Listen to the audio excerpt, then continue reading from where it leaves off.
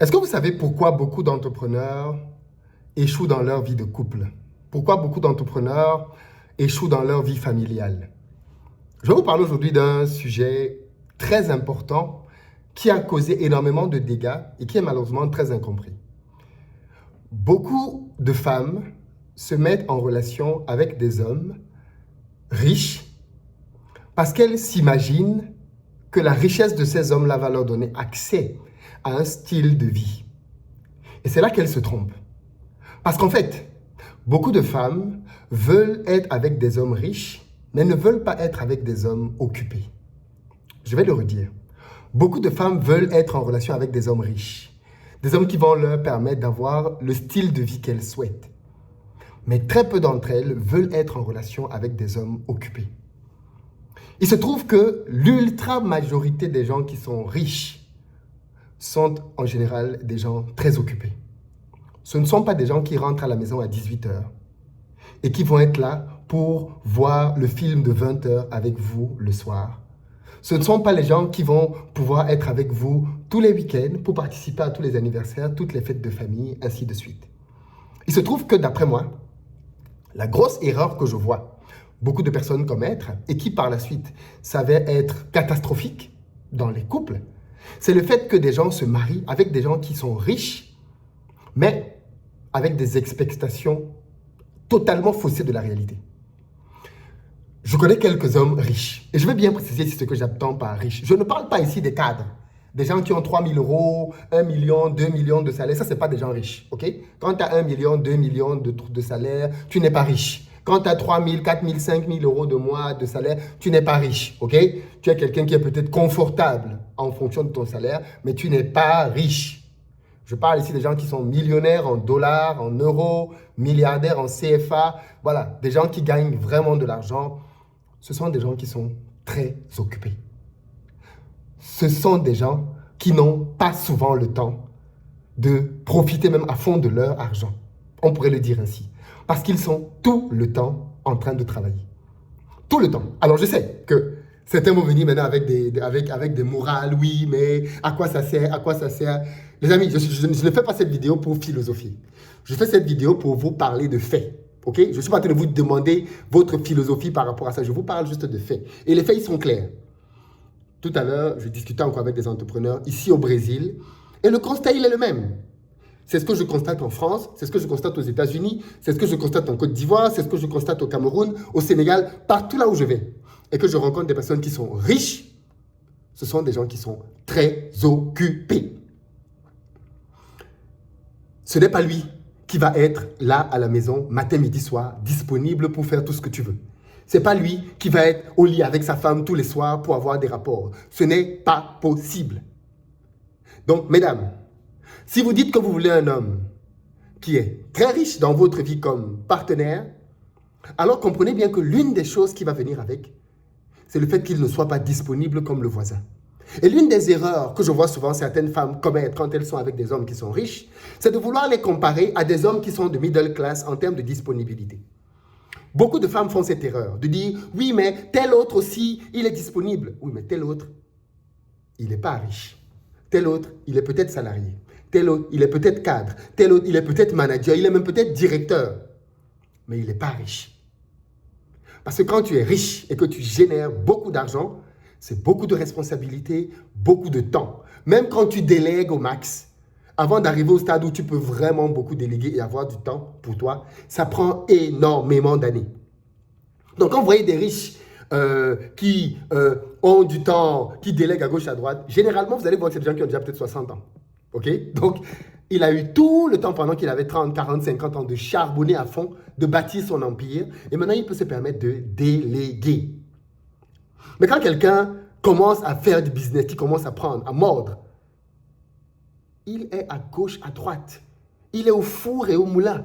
Il est en train de bâtir la fondation, le soubassement, tout ce que tu veux pour avoir quelque chose de solide qui va durer sur du long terme. Et malheureusement, beaucoup de femmes ne comprennent pas ça. Beaucoup de femmes veulent le gars qui va leur permettre, parce que quand je vous dis que le gars qui a 2 millions ou 3 000 euros, 4 000 euros, il n'est pas riche, ne prenez pas ça mal, une fois de plus. La société peut dire oui, il a un salaire qui est confortable. Oui, on est d'accord là-dessus. Mais il n'est pas riche. Quelqu'un qui a ce salaire ne peut pas t'offrir 3, 4 fois je sais pas, il ne va pas en vacances 4, 5 fois dans l'année. Il ne va pas, je sais pas moi, enfin, je veux dire, il n'est pas riche, quoi. C'est quelqu'un qui, voilà, il peut acheter certaines choses, c'est vrai, mais il n'est pas riche. Les personnes qui le sont réellement passent énormément de temps à travailler. Énormément à travailler. Énormément de temps. Et je pense qu'il y a une grosse erreur à ce niveau. Regardez par exemple Aliko Dangote, l'homme noir le plus riche de la planète. Il a échoué 2 mariages. Le 3e, enfin, il n'est pas remarié. De vous à moi, pour qu'une femme dise qu'elle va jusqu'à divorcer avec un homme comme Aliko Dangote. Le mec, il est multimilliardaire. Mais si une femme finit par dire que non, malgré tous tes milliards, je me barre, c'est pourquoi. Aliko Dangote a été interrogé là-dessus, il avait été très clair. Moi, je ne mets pas mes business en péril à cause d'une femme. C'est le choix d'Aliko Dangote. Je ne mets pas mes business en péril. Attendez un peu, Aliko Dangote, ça fait 40 ans qu'il est dans l'entrepreneuriat. 40 ans qu'il bâtit. Il veut bâtir quelque chose d'énormissime. Il veut laisser un nom. C'est le choix qu'il a fait pour sa vie. Et vous voulez qu'il rencontre une femme et il commence à rater les réunions? Vous voulez qu'il rencontre une femme, il commence à ne plus venir au, au comité de direction parce que le matin, il est resté au lit avec la femme? Aliko Dangote a dit niet. Et donc, pas une femme, 2 femmes ont dit on divorce. Donc, j'en parle avec le ton de la rigolade, mais c'est un sujet très sérieux. J'en parle avec des entrepreneurs ici. Et c'est un sujet très sérieux. Les entrepreneurs ont beaucoup de mal à avoir des couples avec des femmes qui comprennent cette réalité. Parce que c'est très difficile d'avoir une femme qui comprenne que tu ne sois pas tout le temps là. Qui ne comprenne pas qu'il y a des moments où tu ne peux pas être là. Parce que si tu décides de venir à cet anniversaire, de venir à ceci, au détriment du rendez-vous qui t'attend, tu viens de faire reculer ton business de 1 an. Tu viens de faire reculer ton business de 2 ans. Alors attention, une fois de plus, ce sont des choix, ok? Ce sont des choix de vie. On peut bien évidemment ne pas faire ce choix-là. Mais Kelly Massol avait donné cet exemple, ça m'a marqué un jour. L'entrepreneuriat, c'est comme une tour, une grande tour, dans laquelle plus tu montes, plus tu payes un prix. Et chaque entrepreneur est libre de s'arrêter à l'étage qui lui plaît. Tu peux arriver au premier étage et tu dis, moi, la vue au premier étage me suffit, je m'arrête là. Tu peux dire, non, moi, je veux aller plus haut. Et si tu veux aller plus haut que le premier, le prix à payer va être plus élevé. Tu vas aller au 3e, ok. Si tu vas aller au 3e, tu ne pourras plus être présent pour tel ou tel truc. C'est le prix que tu dois payer. Est-ce que tu es d'accord pour le payer? Si tu acceptes de le payer, ok, tu montes. Tu vas au 3e. Et arrivé au 3e, la vue est magnifique. Tu gagnes beaucoup plus. Tu as beaucoup plus d'impact. Mais tu peux aller plus haut. Et certains entrepreneurs vont dire non, moi je m'arrête au 3e. D'autres vont dire non, je veux aller au 5e. D'autres vont dire je veux aller au 10e. Et d'autres vont dire je veux aller au sommet de la tour. Maintenant, toi, madame, tu ne veux pas le gars qui s'est arrêté au premier étage. Parce que les moyens qu'il a, c'est pas ça que tu veux. Tu veux le gars qui est au sommet de la tour. Mais tu veux quand même que ce gars-là, il soit disponible comme le gars qui a un salaire de 1 500, 2 000 euros, qui finit le travail à 18 heures. Voilà ce que tu attends de lui. Ce n'est juste pas possible. Ce n'est juste pas possible. Il faut donc savoir où est ton équilibre.